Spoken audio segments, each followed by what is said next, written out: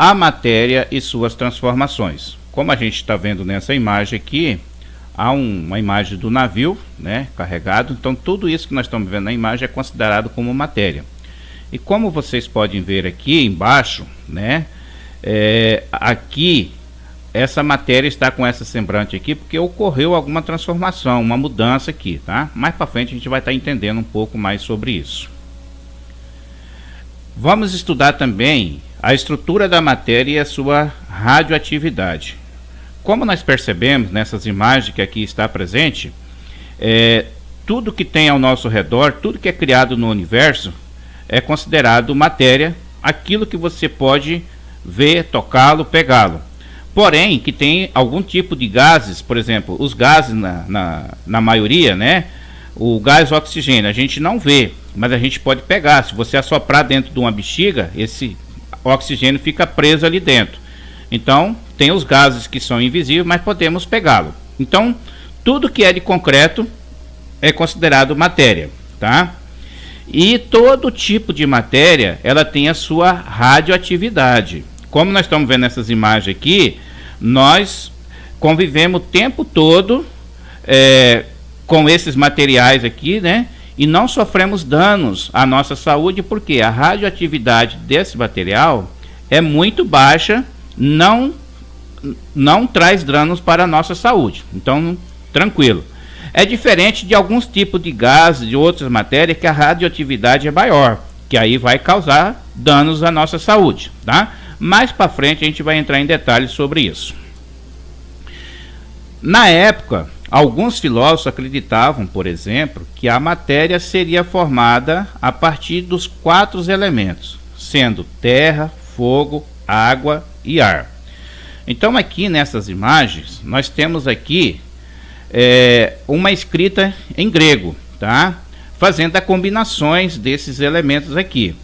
Essa imagem aqui é do nosso livro, mais fácil da gente entender. Então, a terra, a água, o ar e o fogo aquecendo tudo isso, num certo momento poderia gerar qualquer tipo de matéria. Essa era a ideia filosófica da época. Mas logo em seguida, o filósofo Demócrito compreendia que a matéria era formada por corpúsculo indivisível, os átomos. O átomo de origem grega que quer dizer assim. O A, no início, quer dizer não. Tomo quer dizer parte. Então, quer dizer, não há parte divisível, né? Não há parte menor da matéria do que o átomo. Essa é uma tradução da palavra átomo para nós. Então, partícula indivisível considerado o átomo. Após essa descoberta, então, os cientistas, né, da época, junto com os filósofos, descobriram os metais, né, e começaram então a fazer combinações e moldagem, tá? Como a gente está vendo aqui nessas figuras, estátua de animais, porque o cavalo na época era um grande aliado ao homem. Praticamente todo o seu trabalho, as suas guerras, né, que eles faziam, eram tudo sobre o cavalo. Então era muito importante para eles, era uma honra eles fazerem uma estátua do seu cavalo. Criado aqui, né, uma estátua de bronze misturado com chumbo, porque o bronze sozinho, desculpe, eu falei chumbo, mas não é estanho. O bronze sozinho, ele é muito rígido. O chumbo sozinho é muito maleável. Então, misturando os dois, fica uma consistência boa para fazer a moldagem, né? Então, né, depois dessa descoberta toda, continuaram os seus estudos sobre a matéria. Após essas descobertas, o que acontece? Surgiu então a alquimia, que é a formação dos grupos alquimistas. A gente até fez uma pesquisa no laboratório, né? Então vocês já estão mais por dentro do assunto. Os alquimistas, tanto eles estudavam sozinhos particularmente, como eles estudavam em grupos. Lembrando que os alquimistas não é considerado como químico, mas sim considerado cientista, né? Porque a ciência é o dom de buscar, o dom de ter conhecimento, é a busca do conhecimento. Então a alquimia, né, esses grupos alquimistas, eles foram muito perseguidos na época, porque a igreja, né, a religião, era contra eles, achavam que eles eram bruxos. Por quê? Porque eles tinham uma ideia filosófica de criar o elixir da longa vida. Quer dizer, um tipo de um remédio, digamos assim, que o homem tomaria e se tornaria imortal pro resto da vida. E uma outra grande esperança desses alquimistas era produzir a pedra filosofal. O que vem a ser a pedra filosofal? Uma pedra que ele poderia tocar em qualquer tipo de metal, como alumínio, bronze, ferro, e se transformar em ouro. Porque ouro naquela época era um metal muito valioso para eles. Então eles tinham essas ideias. E a igreja considerava eles como bruxos, tá? Mas os alquimistas foram esses cientistas assim que contribuíram muito. A química evoluiu muito a partir desse estudo deles, tá? Mais para frente a gente vai estar falando algumas coisas deles também. A matéria e suas transformações. O que é matéria? É considerado tudo que tem massa e ocupa lugar no espaço, isto é, tem volume. Então vamos aqui a alguns exemplos. A mesa, animais, cadeiras, plantas. Vamos conhecer transformações e uso da matéria. A matéria pode ocorrer transformações, sendo ela transformação física e transformação química. As transformações físicas é quando a matéria sofre uma deformação física. Então, exemplo, a água sólida, que é quando ela está gelo. Esse gelo vem a se fundir, ou seja, passa de sólido para líquido. Mas a água que é sólida continua sendo água. A água vai para o estado líquido, continua sendo água. Então a matéria não mudou, ela só mudou a sua transformação física. O que era sólido se tornou líquida. A transformação química é quando a matéria sofre uma deformações, né? E uma substância se transforma para outro. Então, exemplo, o álcool, quando queima, se transforma em gás carbônico. Então, a constituição do álcool, ela vai se transformar em outra substância, que é o gás carbônico. Um exemplo bastante prático que eu gosto de dizer, nas transformações químicas, por exemplo, o leite, a gente sabe que o leite é vindo da vaquinha. E o leite, ele passando por um processo de fermentação, né, ele coalha. E para quem tem boas práticas, produz o queijo. Então, nas transformações químicas, o que acontece? Não tem como você retornar o que era antes. O leite, depois de transformado em queijo, você não tem como pegar o queijo e voltar a ser leite. Já no caso da água, que era líquida e ficou sólida, né? Ela sai do sólido e vai para a líquida. E de líquida pode se tornar sólido. Então, a transformação física, ela pode ir e voltar ao início, certo? Então, fica essa dica minha aqui. Observando aqui essas imagens. Aqui, o indígena, lá na mata, ele escolheu o cipó para fazer o seu trabalho. Então, o cipó lá na mata é a matéria. E essa transformação é física, por quê? Essas talas aqui, por mais que mudou, que recebeu uma tinta aqui e tudo mais, mas a constituição química da matéria continua sendo o cipó, a madeira lá do mato, tá?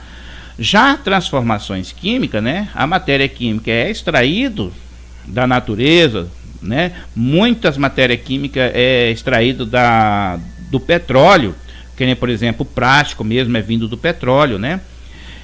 Então passa por uma transformação química e o que acontece? Ocorre essas mudanças que não retorna antes, tá? Certo? Então muda praticamente, né? Tem muita gente que nem imagina que o plástico aqui é originado, né? A matéria-prima vindo do petróleo. Ó, para você ver como é totalmente diferente. Então, bem esclarecido aí sobre transformação física e transformações químicas da matéria. Da ideia filosófica aos modelos atômicos. Vamos conhecer também a teoria atômica de Dalton. Vamos acompanhar a partir da página 12 do nosso livro. Os gregos, né, filósofo grego antigamente, há mais de 2.500 anos antes de Cristo, eles tinham simplesmente uma ideia de que toda a matéria do universo era composta, ou seja, formada a partir de minúsculas partículas, a qual eles colocou a denominação de átomos, que nós vimos ainda agora há pouco, explicado no slide anterior aí. Então, o que acontece? Filósofos não são cientistas, porque eles pensam, imaginam, escreve os seus artigos, as suas ideias, mas ele não vai em busca de comprovação. Então, os filósofos não é considerado cientista, mas eles contribuíram e contribuem muito para as ciências até hoje. Então, o primeiro cientista, John Dalton, que é um inglês, ele foi o primeiro cientista a imaginar como que seria essa estrutura atômica. Por quê? Olhando uma pessoa, olhando um cachorro, um cavalo, uma árvore, você vê como que é a semelhança, como que é o formato, né, desses seres. Então, esse átomo, já que é uma partícula tão minúscula, tão pequenininha, como que é essa estrutura? Então, John Dalton foi o primeiro cientista a imaginar. E ele imaginou esférica, né? Uma bolinha esférica, maciça, né? Toda cheia por dentro, sem nenhuma lacuna. E que os átomos teriam tamanho diferentes por serem diferentes entre si. Então, essas imagens aqui vêm a contemplar essa visão para nós. E ele fez diversos postulados, né? As suas teorias. Que toda a matéria era formada a partir de átomos, que todo átomo seria diferente um do outro. Depois vocês podem estar complementando com a leitura do livro de vocês. Então esse aqui é o cientista que deu o pontapé inicial de como que é uma estrutura atômica.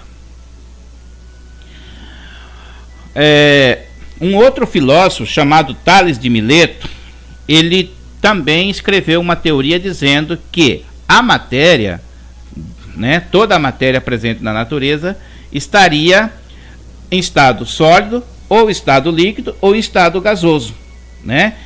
E isso até hoje ninguém derrubou essa tese ainda, tá? Então é considerado até hoje. Existe um quarto estado da matéria, só que não está presente agora aqui na nossa atmosfera. Por quê? É o estado de plasma. São uma grande concentração de gases, né? E esses gases próximos ao Sol. Então é considerado como estado de plasma. Mas aí só quem trabalha na NASA mesmo, né, que tem essa visão aí. Nós ainda por enquanto não temos. Então nós vamos estudar somente esses três mesmo aqui, tá? Então esse estudo nosso está a partir da página 14 do nosso livro. Então, para a gente ver aqui acompanhando com essas imagens, então vamos entender por que é considerado sólido, líquido e gasoso. No estado sólido, tomando como base o estado de agregação da água, né, porque a água é uma matéria que todos nós conhecemos e é uma matéria que sofre transformações físicas com em pouco tempo, então muito rápido, e isso facilita o nosso estudo. Então a água no estado sólido, ela tem as suas moléculas bem juntinho uma da outra. Essas ligações químicas das moléculas ficam muito rígidas, próxima uma da outra, confirmando, né, essa visão nossa aqui do gelo, da água sólida. Já a matéria no estado líquido, essas moléculas ela fica mais solta, as ligações químicas não é tão rígida entre elas. Por isso a gente confere então a água no estado líquido como nós conhecemos. Já a matéria no estado gasoso, o que acontece? As moléculas são mais soltas ainda, quase que totalmente livre, digamos assim. E aí a gente tem um grande exemplo disso aqui, o vapor da água. Quando a água entra em aquecimento, que ela começa a ferver, que dentro da ciência a gente fala ebulição da água, então ela passa do estado líquido para gasoso em forma de vapor, tá? E assim é o estado gasoso. Então vamos entender um pouquinho mais aqui. O estado sólido da matéria, então toda a matéria apresenta volume de forma fixa, definida, sendo constante, se a matéria é no estado sólido, né? Então, exemplo, um pedaço de ferro, uma pedra, uma rocha, os animais, vegetais, sempre ele tem aquela forma ali constante. Então é considerado estado sólido da matéria aí. Aqui nós temos uma imagem do nosso livro, né? Um torneiro mecânico aqui trabalhando uma peça de ferro no estado sólido. E essas bolinhas que nós estamos vendo aqui é a ideia que John Dalton disse. Não tem nenhum microscópio de grande potência que consiga ver a estrutura atômica. Então isso aqui é só imaginação mesmo, tá? E aí, mostrando aqui como que é bem juntinho uma da outra, essas moléculas nesses átomos de ferro aqui. Então, estado sólido. No estado líquido, A matéria apresenta o seu volume fixo, constante, mas a forma é variável. Então vamos pegar como exemplo da água. A água no estado líquido ela tem um volume constante, mas a sua forma varia conforme a forma do recipiente que a mesma se encontra. Então se você pegar 1 litro de água e colocar dentro de uma garrafa, ela vai tomar a forma do modelo que é a garrafa. Se você colocar num recipiente redondo, né, digamos assim, ela vai tomar a forma circular daquele recipiente ali. Se você colocar num recipiente retângulo, ela vai tomar a forma retângulo do recipiente, mas o volume continua sendo 1 litro para todos os exemplos que eu falei aqui. Então aqui uma imagem do nosso livro mostrando a água no estado líquido, né? E as moléculas são mais soltas, mais livres, como eu disse para vocês ainda agora há pouco. O estado gasoso apresenta volume e forma variável. Então, no estado gasoso, no caso o vapor da água, os gases no geral, então as moléculas são muito soltas, bastante livres. Então, assim, para vocês entenderem bem isso aqui, se eu tiver 10 litros de gás oxigênio dentro de um tambor de 100 litros, ele vai ocupar todo aquele espaço do tambor de 100 litros. Se eu pegar esses mesmos 10 litros de gás oxigênio e colocar dentro de uma garrafa de 2 litros, ele vai ficar compactado ali dentro da garrafa de 2 litros. Então a forma e o volume vai ser conforme o recipiente onde ele se encontra, tá? Então o estado gasoso tem essas características. Como nós temos um exemplo aqui do nosso livro, né? Assoprando dentro da bexiga, o nosso gás oxigênio vai ficar preso dentro da bexiga e vai tomar a forma da bexiga. Se a bexiga for esférica, ele vai ficar ali na forma esférica, ocupando todo aquele volume. Se a bexiga for em forma de um coração, ele vai tomar a forma de um coração ali. Mudança de estado físico da matéria, acompanhando a partir da página 15 do nosso livro. Vamos entender rapidamente aqui o que vem a ser pressão. A pressão, a pressão atmosférica é assim: a nível do mar, né, os cientistas consideram aqui a maior altitude, ou seja, a pressão total a nível do mar. E quando a gente se retira da nível do mar, né, vai ganhando altitude, né, quanto maior a altitude, a pressão atmosférica vai ser menor. Então, o que acontece? Se nós estivéssemos numa cidade à beira-mar, lá em Santos, São Paulo, Salvador, Bahia, Fortaleza, no Ceará, que é a beira-mar, então essa altitude seria menor e a pressão atmosférica total. Como nós estamos aqui em Rondônia, em alta floresta, em torno aí de 350 metros acima do nível do mar, então nós já estamos acima do nível do mar, certo? Então essa pressão é menor aqui para nós. E isso influencia-se na mudança do estado físico da matéria.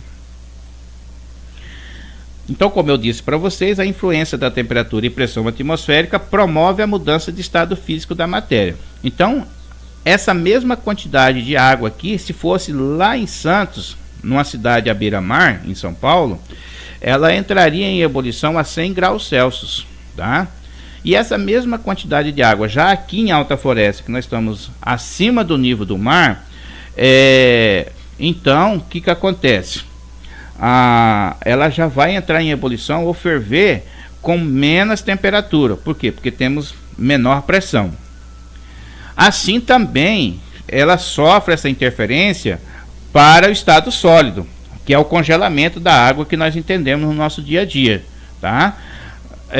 Na cidade à beira-mar, a água ela vai se solidificar, passar de líquido para sólido, se tornar gelo a 0 graus Celsius, tá? Já aqui na nossa cidade de alta floresta, antes de 0 graus Celsius, um pouquinho, ela já começa a fazer a solidificação. Então tem essas diferenças aí. Mais para frente, no nosso livro, tem um capítulo destinado para explicar um pouco melhor essa questão de pressão atmosférica. Chegando lá eu dou mais detalhe. Então nós estamos vendo aqui um copo com refrigerante, né, gelado, tá? Isso aqui a gente vê no dia a dia nosso, só colocar uma água gelada dentro de um recipiente, que seja de vidro, de alumínio, de plástico. Então o que acontece? Fica essas bolinhas de água fora do recipiente, como, entre aspas, o suor da gente, né? Então a gente fala, nossa, como que o meu copo está suado? Então, quando se coloca água gelada, né, dentro do recipiente, o nosso ar, dentro do nosso ambiente, da nossa atmosfera, contém vapores de água. E esses vapores de água estão no estado gasoso, numa temperatura maior. Então, se choca com a borda do nosso recipiente aqui, e eles se condensam, saindo do estado gasoso para líquido. Aí começa a escorrer na borda do nosso recipiente aqui, do nosso copo que seja, certo? Aqui é uma apresentação da matéria saindo do estado sólido direto para o estado gasoso, né? Então tem matéria que tem esse comportamento. Aqui no caso, dando exemplo do iodo, sendo aquecido, ele sai do estado sólido direto para o gasoso. Vamos entender um pouquinho melhor aqui sobre mudança de estado físico da matéria, tomando como base da água. No livro de vocês têm esse desenho aqui, mas eu vou explicar com esse desenho aqui que é a mesma coisa, mas só que eu acho melhor aqui as imagens. Então a água, ó, no estado líquido, se a temperatura diminuir, né, ficar mais fria no caso que a gente diz, vai ocorrer a solidificação. Ela vai sair do estado líquido para sólido, ocorrendo uma transformação física da água. Se nós tirarmos essa água sólida, né, do congelador, do freezer, né, e deixarmos na temperatura ambiente, vai ocorrer um processo chamado de fusão. Na ciência chamamos de fusão. No dia a dia a gente fala, nossa, está tão calor que o gelo já está derretendo tão rápido, mas não é. Dentro das ciências a gente fala solidificação, que é a passagem do líquido para sólido, e a fusão, que é a passagem do sólido para líquido. Se a temperatura continua aquecendo, essa água ela pode sair do estado líquido para gasoso. E aí nós temos aqui o processo de vaporização, também conhecido como evaporização. Na temperatura ambiente, a água pode começar a evaporar, né, a partir dos 25 graus Celsius. E ela pode também ser aquecida através do calor do fogo e começar a ter a sua evaporação também, tá? Daqui a pouco eu dou mais detalhe. Essa água, né, no estado gasoso, em forma de vapor, sofrendo uma diminuição da temperatura, ela vai passar do estado líquido, do estado gasoso, melhor dizendo, ela vai sair do estado gasoso e voltando para o estado líquido, que é chamado de liquefação, ou conhecido como condensação, tá? Então a temperatura diminui, ela sai do estado gasoso para líquido. Também é uma ocorrência do estado físico. E como eu disse para vocês, a sublimação é a passagem de certo tipo de matéria do estado sólido direto para o gasoso. Não passa pelo líquido, ele sai direto do sólido para gasoso. Ou então do gasoso direto para sólido, tá? Então aqui nós temos o desenho do nosso livro, um resumo rapidamente. Se a temperatura diminui, a água que está no estado gasoso, ocorre a condensação ou liquefação, vem para o estado líquido. Continua diminuindo, ela se solidifica, vai para o estado sólido. Se a temperatura aumenta, então a água que está sólida ocorre a fusão, sai do estado sólido para líquido. Ocorrendo o aquecimento, sai do líquido para gasoso, tá? E a sublimação é tanto do estado gasoso para direto para o sólido, como do estado sólido direto para o gasoso, sem passar pelo líquido, ok? Evaporação consiste na passagem natural e lenta de uma substância para o estado gasoso. No exemplo, o caso da água, né? Nesse período chuvoso que nós estamos passando por ele, está terminando, sempre aqui na nossa região ocorre as manhãs com bastante cerração, a gente diz isso no nosso dia a dia. E essa cerração é a evaporação da água, como nós estamos vendo aqui, ó, certo? Então esse vapor é que forma as nuvens, e as nuvens se condensam ou ocorre a liquefação e volta essa água em forma de chuva para nós, tá? Então evaporação é a passagem do estado líquido da água para gasoso na temperatura ambiente, de maneira lenta. A nossa roupa no varal, ela se seca com a evaporação da água. certo? No dia de sol, ela seca um pouquinho mais rápido porque a água evapora mais rápido. Se tiver nublado, o vento que passa sobre ela ajuda a fazer a evaporação da água também. A ebulição é a vaporização rápida causada por aquecimento, como ocorre com a água que ferve na panela sobre a chama do fogão. Então nós estamos vendo aqui, então esse aquecimento intenso faz com que a água entre em ebulição, ou seja, uma agitação muito grande das moléculas, e aí o vapor vai saindo aqui, que é a água no estado gasoso. Calefação. A calefação ocorre quando um líquido é colocado em um recipiente muito aquecido e vaporiza rapidamente, tá? Então, pegando o exemplo da água, se você tem aí uma panela muito aquecida, né, e você coloca uma gota de água, uns pinguinhos de água dentro, ela entra num processo de agitação muito rápido da sua molécula, que ela nem entra no processo de ebulição, ela já sai do estado líquido direto para o gasoso sem ebulir. Então isso é considerado como calefação. A calefação, ela é usada no nosso dia a dia. O ferro a vapor de água, né, que a gente usa para passar a nossa roupa, então essa água, quando passa pela chapa quente, essa água sai do estado líquido para o estado gasoso sem passar pela ebulição, e assim vai deixando a roupa mais lisinha. Só que isso não é só para deixar a roupa mais lisinha, não. Ela tem uma outra contribuição. Por quê? O vapor de água ajuda a matar micro-organismo que está presente na nossa roupa. Então por isso que é muito importante da gente lavar a roupa e passar esse tipo de ferro para poder a gente usar, né, novamente a nossa roupa. A descoberta das partículas subatômicas e a natureza elétrica. A partir da página 18 do nosso livro. Então, depois de todo esse estudo da matéria aí, já tendo uma visão que John Dalton disse do átomo, diversos cientistas continuaram estudando como que é essa estrutura atômica que John Dalton imaginou. Isso, o que John Dalton falou, ficou por mais ou menos, né, em torno de 100 anos. E depois de 100 anos é que outro cientista descobriu mais coisas. Então, como vocês estão vendo aqui nessas imagens, a ampola de Crookes, produzida de vidro, tá? Então essa ampola de Crookes, que esse cientista produziu, ele colocou 2 eletrodos, um em cada polos, tá? E dentro dessa ampola, ele colocou gases em baixa pressão. E nesses eletrodos aqui, ele ligou uma bateria com a fonte de tensão elétrica, de corrente elétrica.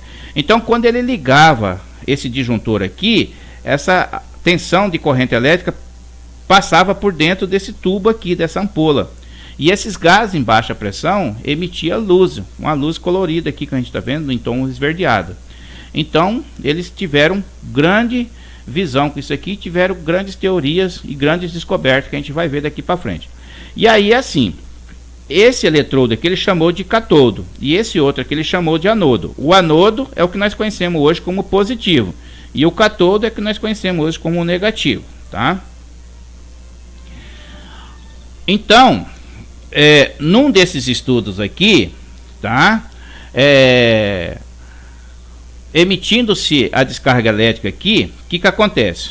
O cientista colocou uma placa aqui, né, de anodo, e uma placa aqui de catodo, ou seja, positivo e negativo. Então ele percebia que esses raios de luz ocorria uma pequena inclinação para o lado positivo, tá? E aqui eles tiveram então um conhecimento, tá? Dos polos positivo e negativo nessa passagem da corrente elétrica. Uma outra experiência que essa ampola também eles conseguiram fazer é o seguinte: quando eles emitiam esse raio de luz, né, essa descarga elétrica, esses raios de luz aqui, empurrava-se umas palhetas que eles colocaram aqui dentro. Então, se o raio de luz era daqui para cá, ela seria empurrada para cá. Se esse raio de luz seria daqui para lá, ela seria empurrada para cá. Então, o que acontece? Vários cientistas trabalhou com essas ampolas aí, certo? E Joseph Thomson, esse cientista que está presente nessa imagem aqui, Através desses experimentos que nós vimos ainda agora há pouco, ele teve então a sua visão que o átomo ele tinha a sua parte elétrica negativa, certo? E ele imaginou então a estrutura atômica ainda considerando-se a teoria de John Dalton, esférico, só que discordando. Não é maciço como John Dalton disse, e sim ele tem partes internas, que ele chamou de parte elétrica devido a esses experimentos que ele fez aí com as ampolas, certo? Só que ele não sabia explicar como que isso estaria distribuído aí, mas ele imaginou dessa maneira aqui. Inclusive foi até apelidado, conhecido como pudim de passas, né? Por quê? Apresentando aí, né, a massa de pudim e as uvas passas distribuídas aqui, tá? Então, sendo assim, Thomson considerava que essa parte esférica continha carga elétrica positiva. De que maneira que estaria ele não sabia ainda. E nessa mesma placa, né, esférica aqui estaria a parte de partículas elétricas negativas, tá? E essas partículas elétricas negativas ele chamou de elétrons. Então, a descoberta do elétron foi através desses experimentos. Também o estudo da radioatividade. Nessa época, então, desses estudos aí, já estavam se descobrindo que tinha material que tinha grande poder de radiação, né? Então, através de estudo, então montaram um pequeno experimento aqui, com um bloco de chumbo, porque o chumbo ele contém essa radioatividade. E fazendo um orifício, uma única saída aqui, usaram-se uma chapa fotográfica, tá? E nessa chapa fotográfica, então o que que acontece? Eles colocando aqui o polônio, que é um elemento químico que tem boa radiação e muito conhecido na época, então o polônio emitia radiações. E eles viam que tinham-se 3 diferentes tipos de raios, como a gente está vendo aqui nessas setas, verde, laranjada e essa pontilhada no meio. Então 3 tipos de radiações. A qual que uma radiação ele chamou de beta, alfa, melhor dizendo, né? Essa aqui, radiação beta, alfa e ômega. Esses 3 tipos de radiações. Então, uma inclinando para o lado positivo, uma ficando no meio e a outra inclinando para o lado negativo, tá? Mais para frente a gente entra em detalhes sobre essas questões aí, que lá na frente do nosso livro tem mais sobre esse assunto. Então essa radiação eletromagnética aí foi estudada, né, pelo Ernest Rutherford, um outro cientista muito renomado aí, tá? E ele teve boas conclusões, confirmando um pouco que o Rutherford, aliás, que o Thomson havia feito. Então vamos conhecer o modelo atômico de Rutherford, que ele também criou um modelo atômico a partir desses estudos. Ele fez mais um experimento, tá? Usando aqui a caixa de chumbo. Então aqui o desenho cortado para a gente ver aqui por dentro. Então essa caixa de chumbo com uma saída aqui, colocando o seu elemento radioativo aqui dentro, o polônio, como eu falei para vocês. Ele fez uma placa de zinco aqui, né, de sulfeto de zinco, fez um orifício aqui e também, aliás, essa placa aqui de chumbo, tá? Desculpa, essa placa aqui é de chumbo. A placa de sulfeto de zinco é esse anteparo aqui com essa circunferência. Então ele fez aqui esse orifício, né, essa entrada aqui, e aqui ao meio ele colocou uma lâmina bem fininha de ouro. Então quando ocorria a radiação desse polônio, passando por dentro do seu orifício, batendo aqui nessa placa de ouro, ele observou que alguns raios dessa radiação batia nesse anteparo, e alguns raios batia na lâmina de ouro e saía para cá. Então nessa outra imagem aqui, ó, nós temos aqui, né, alguns raios sendo desviados para cá e outros passavam. Então, Rutherford teve então a conclusão desse experimento que o átomo não era maciço, e sim que ele estava dividido em 2 partes, que uma ele chamou de núcleo e a outra ainda por enquanto não descoberta, e que esses raios passariam por aqui, né? Então essa é a conclusão dele. Então o modelo de Rutherford ficou conhecido como modelo do sistema planetário. Ou seja, o átomo, né, com a parte central chamado de núcleo e os elétrons em torno aqui. Mas por hora eles ainda não sabiam como que isso se caminhava por aqui. O Rutherford, ele até acreditavam que esses elétrons entravam em sintonia em torno do núcleo, em movimento espiral, né? E até o momento que esses aqui chegavam até o núcleo, esses elétrons podiam se chocar com o núcleo. Mas se chocasse com o núcleo, ocorriam explosões. Então os átomos eram para estar explodindo direto. Assim como lá no modelo de pudim de passas, ele também acreditava que estaria ali se chocando positivo com negativo. Mas Rutherford, por hora, ele mesmo discordou da teoria dele, porque se tivesse se chocando positivo com negativo, estaria se ocorrendo explosões, e não era o que ele via no dia a dia das suas pesquisas. Aí entra um outro cientista muito renomado também nesse estudo. Então vamos conhecer o modelo atômico de Bohr. Niels Bohr, um cientista neerlandês, um jovem de apenas 25 para 26 anos, graduado, já formado em física e química quântica na época. E ele foi estudar seu mestrado e doutorado na mesma faculdade em que Rutherford trabalhava. Já era desenvolvendo seus experimentos aí dos átomos, do modelo de pudim, de passas e o modelo sistema planetário. Então Niels Bohr se tornou aluno, mestrando e doutorando de Rutherford. Niels Bohr discordou do seu mestre na época, dizendo que a teoria dele dos elétrons está em torno do núcleo ou em sintonia com o núcleo até se chocar. Ele discordou disso aí e nessa discordância dele, ele aplicou a sua teoria dizendo o seguinte: o átomo tem uma parte central, que é o núcleo, com a carga positiva ali, certo? E por enquanto ele só conhecia os elétrons de carga negativa e que esses elétrons estão em sintonia com o núcleo em movimento circulatório, né, em certas distâncias ali. Então positivo com negativo se atraem, mas não se chocam. Então esse cientista aqui, Niels Bohr, foi quem assegurou essa teoria, e até hoje essa teoria é comprovada e ninguém conseguiu derrubar ainda, tá? Então ficou esclarecido que o átomo tem uma parte central chamada núcleo e uma parte em torno do núcleo que é chamado eletrosfera, e os elétrons em movimento em torno do núcleo. Niels Bohr também ele explicou com a sua teoria a organização dos elétrons no átomo, tá? Então tem livro que traz para nós aqui o modelo de Rutherford-Bohr. Os elétrons giram em torno do núcleo em diferentes órbitas. As órbitas podem ser representadas por camadas, e as camadas são K, L, M, N, O, P e Q. Também alguns livros podem trazer numerado de 1 até 7 aqui, tá? Mas a gente entra em detalhe mais para frente nisso aí, que vai ter um conteúdo para falar disso. Aqui só uma imagem para a gente ver aqui, ó. Então a camada K é a primeira, próxima do núcleo.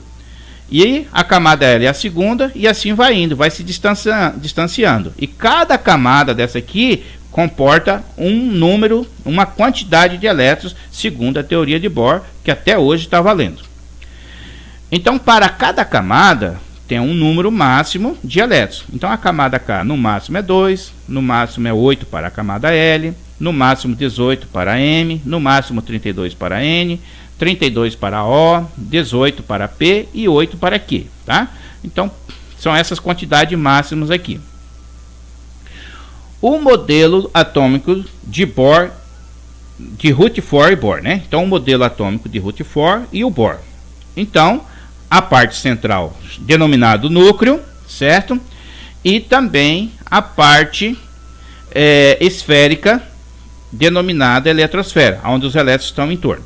Aí com toda essa pesquisa, também já chegaram à concordância que, né, uma descoberta que dentro do núcleo estariam as partículas subatômicas de carga elétrica positiva, que é os prótons, tá?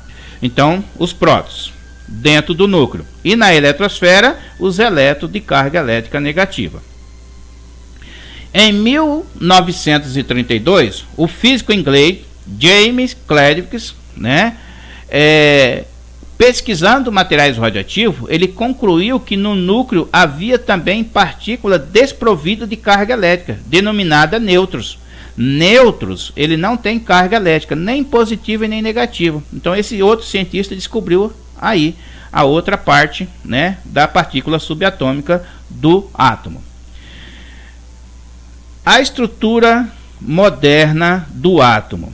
Como vimos até agora, os cientistas concluíram que o átomo é composto basicamente, né, um núcleo em que os prótons com carga elétrica positiva e os nêutrons sem carga elétrica.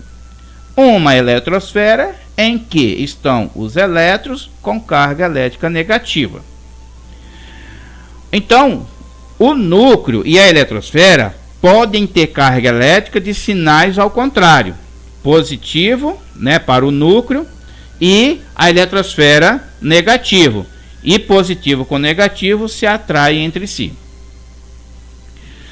Como nós podemos ver aqui nessa imagem, né, esse aqui é a imagem atual que se é estudada do átomo hoje. A parte central, denominado núcleo, e a parte periférica, denominada esfera. Então nós temos aqui um resumo muito bom. O átomo é dividido em duas partes principais, núcleo e eletrosfera. No núcleo contém prótons e nêutrons. Prótons, partícula subatômica de carga elétrica positiva, e nêutrons não tem carga elétrica, nem positiva nem negativa. E os elétrons de carga elétrica negativa, né, dispostos na eletrosfera, como a gente está vendo aqui. Os átomos são tão pequenos que não podem ser observados nem mesmo por microscópio eletrônico. Então todo esse trabalho aqui, todo esse estudo da estrutura atômica é tudo imaginação e teoria científica, mas são teorias comprovadas até hoje para nós.